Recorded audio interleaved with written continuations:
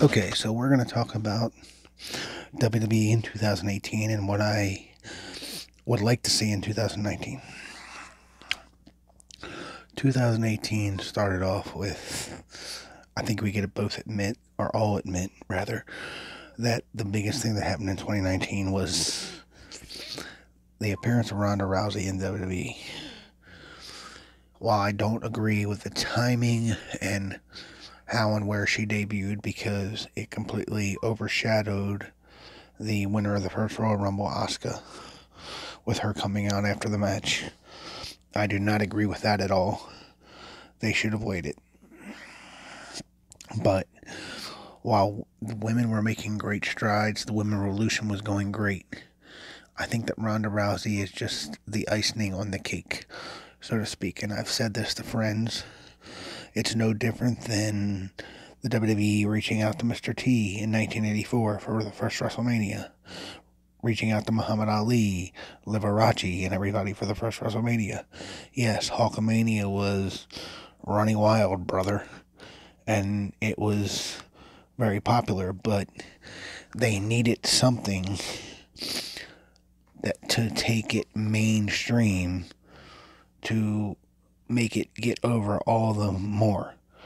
And I think Ronda Rousey does that for the women's revolution. She is the Mr. T to Charlotte, Becky, Sasha, Bayley, and you name anyone else, to there being Hulk Hogan. She is the Mr. T that is the icing on the cake to the women's revolution. And let's face it, she's not Brock Lesnar. She has a passion for the product. She wants to be good. She wants to be believable. She may not be wrestling every week on Raw, but at least she's there. She's not an absentee champion. You can argue that she shouldn't have gotten the championship as quickly as she did, and I wouldn't say I agree or disagree with you. You know, it just is how things have happened. And I think whoever beats her first is going to be a made woman. That being said, I absolutely love what Becky Lynch has done this year. You know, she has become the hottest thing in WWE, maybe since Stone Cold. I do, and I've said this before, and I'm not going to shy away from it. I personally feel that calling herself the man, while I understand the context, I understand the whole, okay, she beat Charlotte, Charlotte's a Flair. Ric Flair always said to be the man, you have to beat the man. Well, I get that, but she should be paraphrasing it and say, to be the woman, you have to beat the woman. To me, it sends a very mixed message in the middle of a women's revolution that you finally get over to the point that you are, and you're not referring to yourself as the woman or a woman. You're referring to yourself as the man. I understand the arguments for those that disagree with me. I just, like I said, I feel like it's a little bit of a slap in the face to the women's revolution. Not a major one, but if it were me, she'd be calling herself the woman instead of the man. That's not to say she's not having one hell of a year, because she is, and she deserves everything that she's getting because she's worked damn hard for it. I want to make that very clear. Every woman on this roster has worked hard to get to where they are. And I do think this is the year. This is finally the year where the women get to main event WrestleMania. I don't know whether it's going to be Charlotte, Becky, and Ronda. I don't know what the combination there is going to be, but it's time. And again, that brings me back to my Ronda is the icing on the cake that is going to allow them to be able to do that. You know, because she brings that casual wrestling fan in that may not be interested in the show if it wasn't for Ronda. Just like in the 80s, Mr. T Muhammad Ali, Liberace brought in that casual fan that may not have been a wrestling fan, but they came to watch WrestleMania because of their involvement. You know, that's one thing the WWE has always done well. They've always involved celebrities in some way, shape, or form, or always found a niche to make what is good great. You know, Mr. T being involved when Stone Cold won the title for the first time. You know, that took the good that was Shawn Michaels versus Austin, and that made it great. You know, now as far as what do I think the WWE needs to improve on in 2019, you got to stop the 50-50 booking. You cannot build stars if you're going to have them win one week, lose the next. Win one week, lose the next. Because you're not going to be able to get fans invested if they don't have the confidence that their superstar, the guy or girl that they want to get behind, is not going to be a consistent winner. You know, you either need to have someone losing constantly and build up a sympathetic babyface, or have them be an unstoppable force and they are winning constantly either as a face or a heel. You cannot do 50-50 booking. It does not work. After all, who would only want half a trusting relationship? Or who would only want half of anything, really? You know, it's got to be all or nothing. You can't just go halfway. Now, in looking at it, you know, you look at a guy like a Brock Lesnar. No problem with Brock Lesnar being in the company. Brock Lesnar is a draw for the company, whether people want to admit it or not. He makes them money. That's why he gets paid the way he does. But you don't need a title on a part-timer like this. You have to get that Universal Championship off of Brock Lesnar and get it on a guy that is going to be around more than he is. Now, I prefaced that statement with the fact that I've always said, that you don't need the champion on Raw or the champion on SmackDown every week.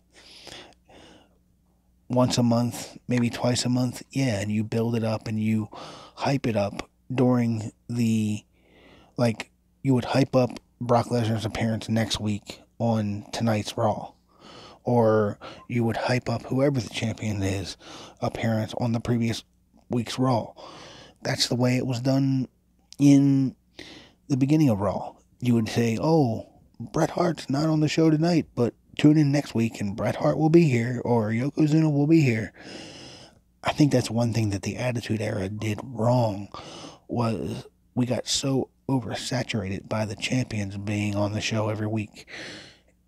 It didn't feel special, but there's a thing about not being on the show every week, and then there's only being on the show once every 2 to 3 months. That's too long. That gets to the point where you almost forget there's an important title on the show. And besides that, Brock doesn't need the title to be important. Everybody knows Brock Lesnar is one of the best combat athletes in the world, whether it's MMA, whether it's WWE. He doesn't need the title. He didn't need the Undertaker's streak, which I still don't agree with, but, you know, as I understood it, the Undertaker was okay with it, so who am I to complain? I still think it should have gone to Bray Wyatt. You make him the new face of fear. You have your Undertaker-type character for the next 10 to 15 years. But again, that's why I don't get paid the big bucks. I think the in-ring action is far better than it's been than I can remember in my time watching wrestling. The in-ring action is far better than the Attitude Era. Everybody talks so fondly about the Attitude Era. Yes, the storylines were 1,000 times better, and you didn't have 50-50 booking, and they built stars. But the actual in-ring matches were never that good. Now, I mean, I watch 205 Live, and I see some of the best matches I see all week. I watch NXT, and it feels like the kind of wrestling that WWF used to put on when I was a kid. You know, I just watched Mustafa Ali and Daniel Bryan tear the house down on SmackDown. And this is a guy that, you know, as in his own words, was an alternate for the Cruiserweight Classic. And now he's probably one of the more over acts in the company because he just gets it. You know, we have so many guys in the company right now that work so hard at their craft to the point where they make you believe in what they're doing. You know, I've said it before, a guy like Elias. I mean, he is the perfect mix of the honky-tonk man, Rick Rude, a little bit of Brooklyn Brawler, with the spice of today, and it's great because, you know, the guy gets it. He knows how to get heel heat. He knows how to, you know, be a babyface. He just gets it. And there's so many guys like that. If they just need opportunity, you know, and that's what I'm looking forward to in this fresh start. I hope these people get this opportunity. Heck, I've said it before. NXT alone is worth $9.99 a month for the WWE Network. Cheap plug, WWE. Because you watch these athletes in the ring and they're giving you their heart and soul. You know, is it WWE perfect? No. Is Impact Wrestling perfect? No. Is New Japan perfect? No. ROH? No. You know, that's why I think, you know, I do think competition's a good thing. I hope and pray if Cody truly is doing this all elite wrestling, I hope. I'm a WWE fan through and through. I don't want to see the WWE go anywhere. But I think competition is good, and competition will be good for the wrestling industry. You know, Eric Bischoff said it best at the start of the Monday Night Wars. He forced Vince McMahon to change the way he did business. They couldn't tape shows anymore because Bischoff was going on TV and giving the results. So it forced them to go live. You know, you get complacent when you don't have a reason to stay good at what you do. The nice thing is, I think we have a guy in Triple H and a young, strong woman in Stephanie that gets it, that wants the product to do well, and so does Shane. I think that the company is in good hands when Vince steps away to work on the XFL, because realistically, I don't think he can do both on a daily basis. So it'll be interesting to see what happens. But all in all, I think 2018, for the most part, you can say what you want about Brock Lesnar, you know, being an absentee champion. I could make the same argument about Pete Dunne. I've only seen him on one episode of NXT UK, you know. So you can talk about Brock Lesnar all you want, but, you know, where's Pete Dunne defending his title on his brand? Sorry to call you out there, Pete, but the truth's the truth. I think there's a great foundation for 2019. I think you're going to see a guy like EC3 who may not have gotten the best push in the world in NXT, but I think he is more built for the main roster, just like Elias. I think when EC3 hits SmackDown Live or Raw, you could instantly see him ending up in the main event. He's got the look, he's got the charisma, he's got the microphone skills. And I would love to see the feud that we never really got in TNA, the AJ Styles versus EC3, or EC3 versus Dean Ambrose, or EC3 versus Seth Rollins, you name it. All I can say is there are a lot of encouraging things going on in this company. Change isn't going to happen overnight. The quote-unquote restart never meant they were going to strip the titles and have tournaments and establish new champions. You got to I would say give the company 3 to 6 months to see how the restart goes. Because things aren't going to change overnight. I'm encouraged. This roster is deeper than it's ever been.